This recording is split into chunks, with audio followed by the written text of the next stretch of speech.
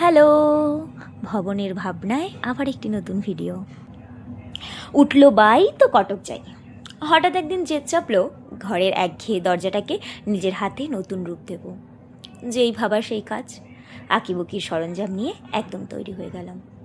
কিন্তু শুরুতেই বিপত্তি। ফেব্রিক কালার দিয়ে প্লাইবোর্ডের দরজায় রং বসছে না। মনটা একটু খারাপ হলো। বাবাকে বললাম কালকে বাজার থেকে সাদা রং নিয়ে আসবে।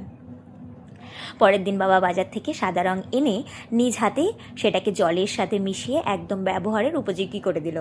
ব্যাস, শুরু হয়ে গেল আমার তুলির টান। সত্যি বলতে এই ধরনের কাজ আমার খুব ভালো লাগে। প্রথমে ভেবেছিলাম একটু ভারী নকশা করব, কিন্তু শেষ পর্যন্ত শুধুমাত্র বর্ডার দিয়েই ছেড়ে দিলাম, কারণ এই সাদাসিধে বর্ডারটাই সব থেকে বেশি মায়াবী লাগছিল।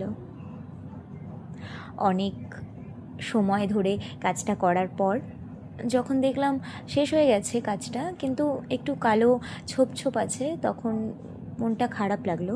কিন্তু রং শুকিয়ে যাওয়ার পর দরজাটা আগের চেয়ে অনেক বেশি উজ্জ্বল আর ঝকঝকে হয়ে গেল। মা তো দেখে বলল, বাহ, খুব ভালো হয়েছে, আমার মেয়ে, তাই তো এত সুন্দর করতে পেরেছিস। আর বাবা দেখে বলল, ভালো হয়েছে, ওই ঘরের দরজাটাও একটু করে দিস। ব্যাস, এইভাবে কেটে গেল আমার একটি ছুটির দিন।